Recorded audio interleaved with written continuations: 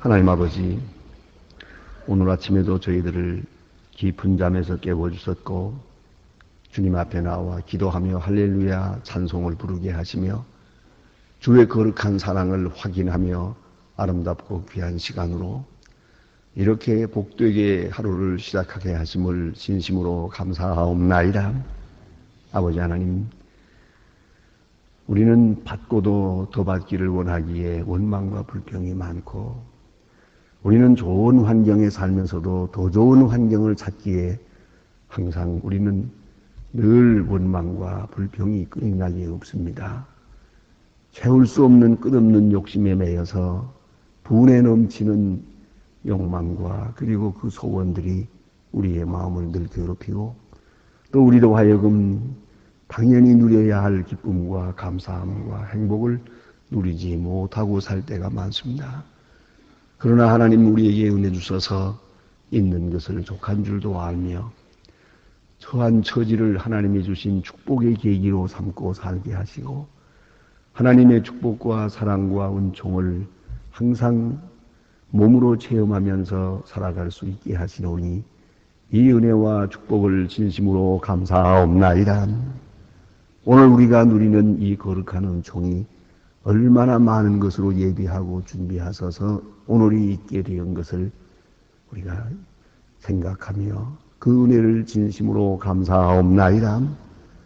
또 뿐만 아니라 오늘을 통해서 하나님 앞에 이루고자 하시는 하나님의 경륜이 있음을 믿고 우리에게 기대하시고 또 우리를 통하여 크고 놀라운 역사를 계획하시는 그 크신 은혜를 생각하며 진심으로 감사하옵나이다. 사람들 보기에는 쓸모없는 사람이요, 나 자신이 볼 때에도 용도가 닿지 않는 사람들이지만은, 그러나 하나님은 우리가 필요하고 또 요긴해서 오늘 우리에게 또다시 큰 은혜를 베풀어 주시는 줄 믿고 그 축복과 사랑을 진심으로 감사하옵나이다. 하나님 아버지, 오늘도 하루를 살 때 말씀 안에 살고 성령의 충만함에 살아서 우리가 만나는 사람마다 반가이 대할 수 있고, 우리가 이야기할 때마다 주의 사랑을 얘기하게 하시고, 그리고 우리가 겪고 있는 모든 일들, 직장이든 길에서든 혹은 어떤 곳에서든 주님의 사랑을 확인하면서 또 한 번 주님께 영광 돌리는 하루하루 순간순간 되어지기를 간절히 기도하옵나이다. 오늘도 하나님의 말씀이 바르게 권세 있게 전해지게 하옵소서. 땅 끝까지 들려지게 하시고, 또한 이 말씀을 듣지 못하는 자가 없게 하시고, 또 듣는 자마다 구원받는 역사가 있게 하옵소서. 하나님이여, 크고 놀라운 종을 도해 주셔서 이 방송을 통하여 인터넷을 통해 전해질 때 듣는 사람이 다 같이 주 앞으로 돌아오며 중생할 수 있는 큰 역사가 있어지기를 기도하옵나이다. 어두움도 빛으로 이길 수 있고 미움도 사랑으로 이길 수 있게 하시며 말씀이 이 어려운 세대를 바로잡을 수 있는 큰 역사가 나타나기를 기도하옵나이다. 자비하신 주여, 주의 교회된 사명을 다하게 하시고 특별히 북방 선교를 중심해서 우리가 하고 있는 모든 일들이 아름답고 귀한 열매를 맺게 하시고 또 잠시라도 피곤하지 않게 하시고, 이제 우리가 저들의 많은 고아들 지금 3천여 명을 우리가 기르고 있사온데 원컨대 그들이 주 안에서 성장할 수 있고 주의 사랑을 받으며 자라날 수 있게 도와주시기를 기도하옵나이다. 자비하신 주여, 오늘도 굶주린 자가 많고 고난당하는 자가 있는 저 북녘 땅을 기억하시고 그 어려운 고통에서 속히 건져주시기를 기도하옵나이다. 자비하신 주여, 이 나라를 돌보시옵소서. 당리당략에 매여 진리를 굽히는 일이 없게 하시고 적은 소득을 생각하며 크고 밝은 미래를 그르치는 일이 없도록 도와주시옵소서. 화목하고 진실하고 부지런한 백성이 되게 하시고, 그리고 정치가로부터 온 백성이 서로 존경하며 서로 사랑할 수 있는 그러한 민족이 되게 하옵소서. 원컨대 이 나라 경제도 정치도 다 주의 손에 있사오니 주님 선하신 뜻대로 인도하시되 너무 많은 낭비가 있고 너무 많은 허비하는 일들이 많사오니 또한 더 이상의 실책을 하지 아니하도록 항상 밝은 총명과 지혜들을 허락해 주시기를 기도하옵나이다. 자비하신 주여, 해외에 있든지 여행 중에 있든지 군문에 나가 있는 젊은이들 그리고 공부하는 자녀들 하나하나 다 돌보아 주시고 특별히 병중에 있는 분들 많고 이 시간도 잠을 이루지 못하고 이 거룩한 장소를 기억하며 하나님 앞에 기도하는 분들이 있습니다. 주님 함께 하소서 그 연약한 마음과 또 병든 몸에서 속히 건져 주시기를 기도하옵나이다. 자비하신 주여, 슬픔을 당한 가정에 큰 은총을 베푸시고 또한 여러 가지 실직과 사업의 실패와 여러 가지로 인해서 어려움을 겪고 있는 가정들 주님 돌보아 주시고 주님의 신령한 용기를 더하여 주시옵소서. 고독한 자에게 주님 충만함을 주시고 나약한 자를 일으켜서 이 날이 가장 복된 날이 되고 좋은 소식을 전하며 좋은 소식을 듣는 아름다운 역사들이 이루어지게 하여 주시옵소서. 주 예수 그리스도의 이름으로 기도드립니다. 아멘. 하나님의 말씀 오늘도 잠언 6장을 보겠습니다.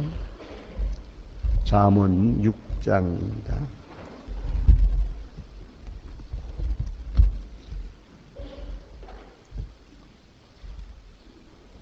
잠언 6장 1절로 11절까지입니다. 잠언 6장 1절로 11절 지금 다 같이 한 목소리로 읽겠습니다. 내 아들아, 네가 만일 이웃을 위하여 담보하며 타인을 위하여 보증하였으면 내 입의 말로 내가 얽혔으며 내 입의 말로 인하여 잡히게 되었느니라. 내 아들아, 네가 이웃을 손에 빠졌으니 이같이 하라. 너는 가서 겸손히 내 이웃을 던져 스스로 구원하되 내 눈으로 향뜨지 않고 눈꺼풀로 감기게 하지 말고 노루가 사냥꾼의 손에서 벗어나는 것 같이 내가 잡는 자의 손에서 벗어나는 것 같이 스스로 구원하라. 게으른 자여 개미에게 가서 그 하는 것을 보고 지혜를 얻으라. 개미에게 균형이 없고 근육자도 없고 근육자도 없으되 먹을 것을 여름 동안에 예비하여 주수로 양식을 모으느니라. 게으른 자여 내가 올 때까지 눕겠느냐. 내가 어느 때까지 잠이 깨어 일어나지 않다.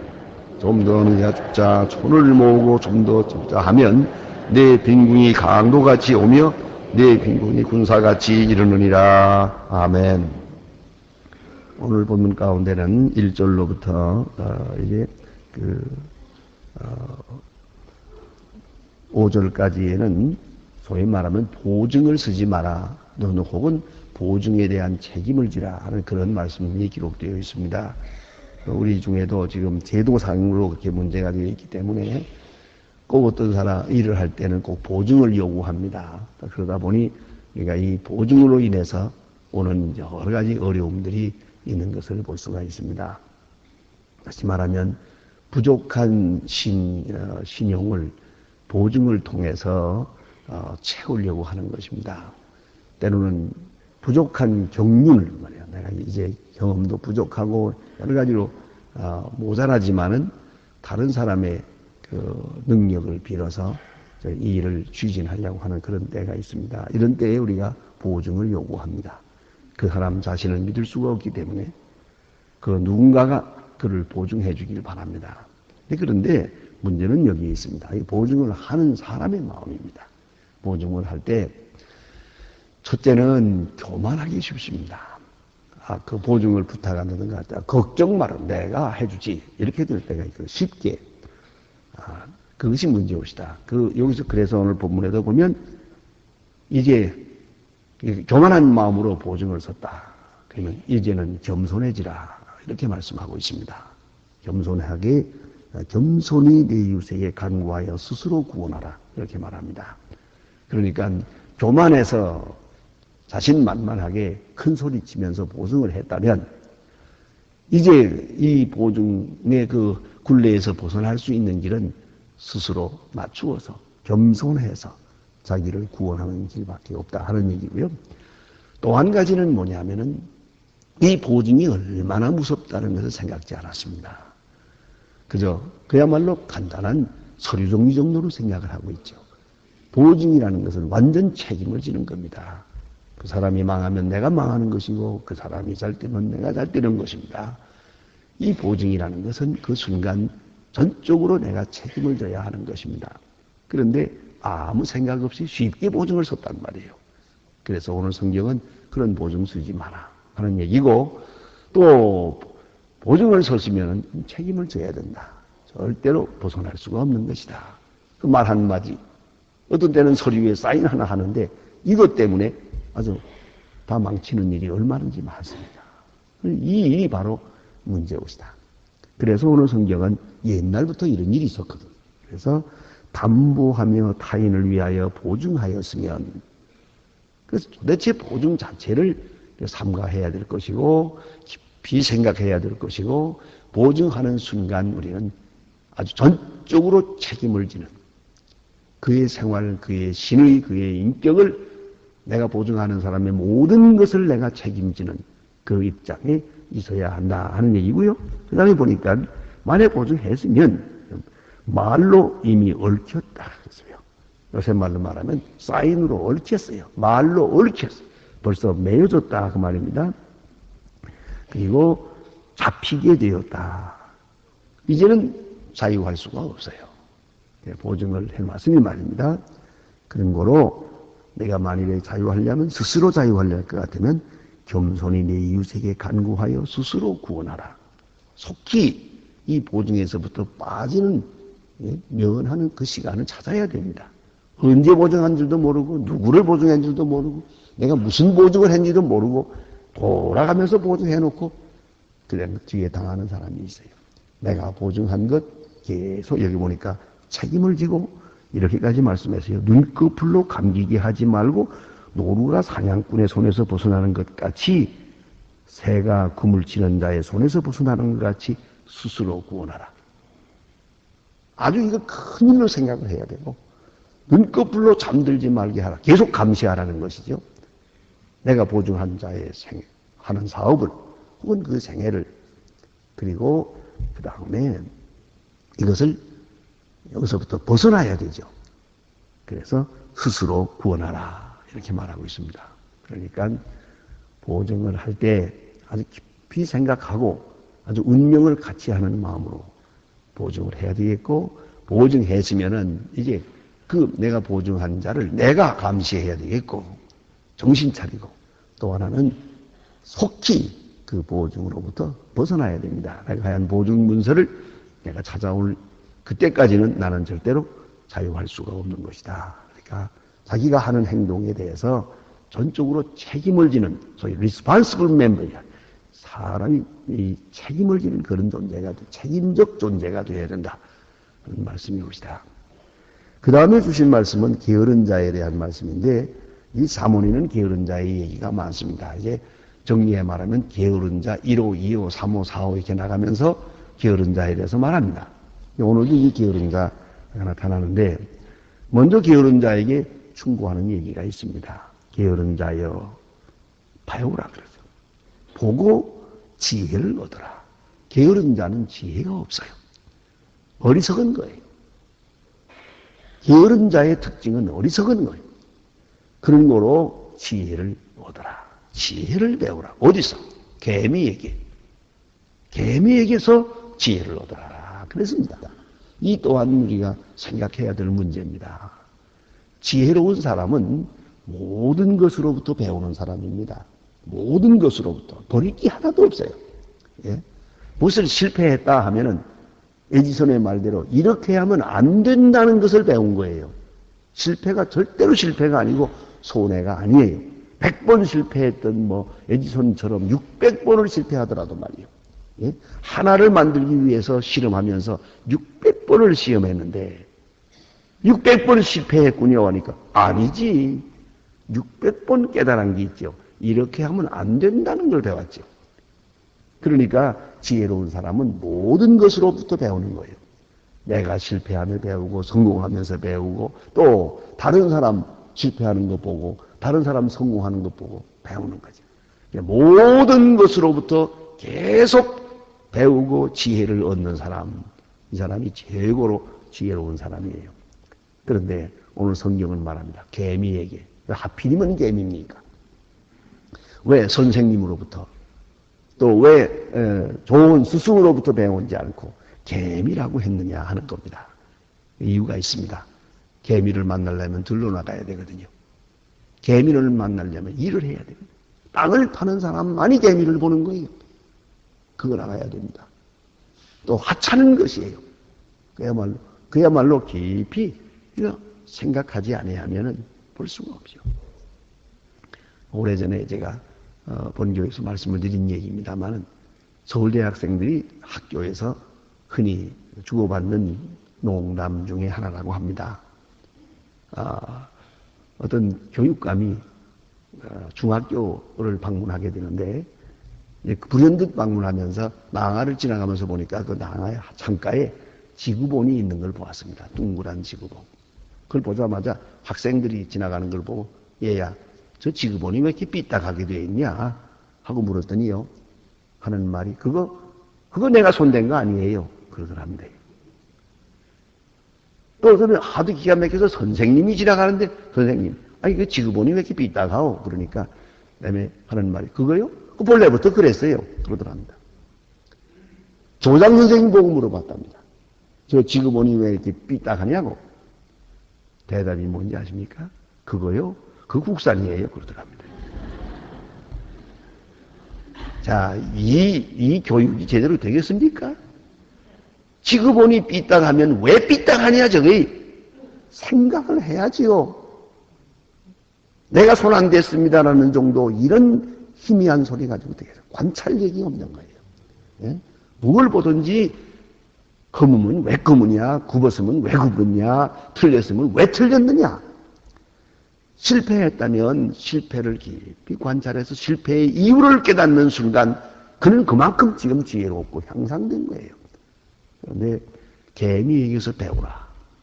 그러니까 이 작은 이 개미를 볼 줄 아는 그런 데서부터 지혜를 얻어야죠.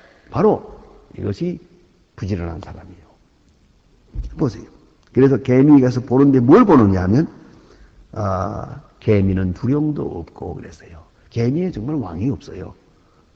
다 똑같이 생겼어요. 또 그리고 아무리 뒤져봐도 개미 어느 두령이 앉아가지고서 호령하고 또 뭘 잘 못한다고 개미를 죽이고 그거 없어요. 그거 예의만 하는 거 아니 벌은 달라요. 벌은 왕초가 있어요. 그래가지고 벌이요. 그 가서 꿀을 따가지고 오지 못하면요. 문간에서 목을 잘라 죽여요. 무섭습니다. 벌은요. 벌의 세계는 그래요. 그걸 잘 들여다보면 볼 수가 있어요. 그런데 개미는 두령이 없어요. 솔로몬이 언제 엎드리고 이걸 보았는지 모르겠는데 자관은 이건 어렸을 때부터 보았어요. 개미는 두령이 없다. 그런데 협력하는 거예요. 누가 호령하고 깔아오라 하는 거 없는데 협력해서 보세요. 개미요. 계속 움직이잖아요. 하나도 서 있는 게 없어요. 와 하고 움직이는데 자관 그건 대단한 거예요. 왜 이렇게 부지런을 떠는지 모르겠어요. 정말 개미는 앉아 쉬는 게 없습니다. 부지런합니다. 그래서 개미에게서 배우라. 두령이 없다. 간역자도 없다. 주관자도 없다. 같은 말이에요. 누가 이래라 저래라 하는 거 없는데 모두가 다 똑같이 협력해서 일을 하더라. 어떤 일을 하느냐? 예비한다 그랬어요. 예비. 준비해요. 홍수날 때를 대비해서 준비해요. 개미가 이동합니다. 그래서 지진을 우리가 알기 위해서 여러 가지로 기계를 통해서 몇 도 하고 지진이 났다 저랬다지만 중국에서는 그렇지 않아요. 개미 이동하는 것 보고 지진을 예고합니다. 이 짐승들이 이렇게 먼저 알고 움직입니다. 그 개미 이동하는 걸 보고 홍수를 미리 압니다. 자, 이렇게 개미는 예비한다. 겨울을 위해서 예비하고 있다. 앞을 위해서 예비하는 마음, 그게 부지런한 것이고, 현재 만족하니까 모르겠다. 우리는 먹고 마시고 놀자 하는 이 사람이 바로 어리석은 사람이다. 그래서 예비하고 또한은 추수 때에 그랬습니다. 추수 때. 그때는 개미로 보더라도 먹기 많거든요. 수송하다 흘려놓은 것들 많으니까. 많은 것이 흘려있는데 이거 먹고 놀자. 그렇게 하지 않아요. 이제 이걸 가지고 겨울을 준비한다. 그래서 추수 때에, 다시 말하면 있을 때에 없을 때를 준비하고 할 수 있을 때에 할 수 없을 때를 준비하고 젊었을 때에 늙었을 때를 준비하는 거죠. 미리 예비하는, 할 수 있을 때, 넉넉할 때, 이때에 준비한 거죠. 아마 여러분의 생애에서도 많이 생각할 거예요. 조금 더 넉넉할 때, 그때 조금만 더 준비했었으면 오늘과 같은 것은 아니었을 거다. 조금 더 미리 생각했으면. 그래요. 그렇기 때문에 개미는 미리 준비한다. 추수 때에 준비해서 겨울을 맞는다. 그런 거로 개미에게서 배우라 그랬고요. 그럼 여기 게으른 자의 모습을 보여줍니다. 얼마나 게으른가 하면, 그러니까 먼저 좀 더 졸자. 그래서요. 좀 더 졸자. 좀 더 잠에 취했고요. 손을 모으고 좀 더 눕자. 그랬어요. 손을 모으고 좀 더 눕자. 잠자는 게 문제예요. 낮에 자고 밤에 자고. 그러니까 이게 잠을 하는 건 좀 다 보시지만 잘수록 늘어요. 그거 이상하지 않습니까? 적게 잔다고 해서 잘못됨이 없어요. 어떤 우리가 부지런한 분들 보면 한평생 4시간 잤다 그러잖아요. 그 사람 그러고도 살았잖아요. 나이 90이 넘도록 살거든요. 그러거든. 나도 해보자 생각은 안 하고 어떤 분은 나는 8시간 못 자면 죽어 그러더라고요. 그게 뭐 잠이라는 건 사실 어떤 의미에서 앞으로 푹 잘 건데 그건 뭐 그렇게 많이 자라. 그건 많이 잘 게 아닌데요. 많이 자서 이룰 게 없어요. 그래서 사실은 이게 중요합니다. 낮에 만일에 여러분이 좀 피곤하다고 해서 누워서 조금만 더 자면은요. 그건 냅이라고 하죠. 잠깐 자는 그것은요. 절대로 25분을 넘기면 안 된답니다. 근데 이건 제가 미국에서 공부할 때 배운 겁니다. 25분이나 15분이나 25분일 건데 그걸 만에 넘기면은 한번 꼭 깹니다. 깼다가 성경 말씀대로 또 자자 하고 누웠다가는 이제는 2시간, 3시간 자거든요. 좋아요. 점점 머리가 아픕니다. 이제 문제는 있습니다. 이 밤낮이 바뀌어가지고 이제 밤에 잠이 안 옵니다. 밤에 잠을 깊이 잘 수가 없습니다. 그러니까 낮에 자지 않아야 밤에 잘 수가 있는 거예요. 낮에 일하고 밤에 자도록 하나님이 그렇게 창조했지. 낮에도 자고 밤에도 자고 밤에 잘 수 없어요. 그건 자는 게 아니에요. 몽롱하게 머리만 아프고 피곤이 풀리지를 않는 것이죠. 그래서 여기 보니까 좀 더 졸자, 좀 더 눕자, 또 손을 모으고 일하기 싫어하는 거예요. 여기에 문제가 있다는 것입니다. 19장 24절. 제가 잠언 19장이다 뒤에 공부할 것입니다만은 제가 한 절 봅니다. 듣기만 하십시오. 19장 24절을 제가 봅니다. 게으른 자는 손을 그릇에 놓고 입으로 올리기를 괴로워하느니라. 이 1호예요. 예. 그릇에 손을, 그릇에서부터 여기까지. 요것도 싫어하는 거라, 요것도요. 예? 난 요새, 가끔 그런 생각이 나요. 수도문을 이렇게 틀 때마다 생각을 합니다. 옛날에 제가 물을 많이 길었거든요. 저희 집에는 제가 저밖에 어머니를 도울 사람이 없어요. 아니면 저희 아버지가 다 해야 되니까. 그래서 제가 늘 이 하루에 아침, 저녁으로 물찌개를 졌거든요. 그래서 우물가에 가서 물을 져가지고 왔다 놓고 그 물을 가지고 사용하지 않습니까? 옛날 다 그랬죠.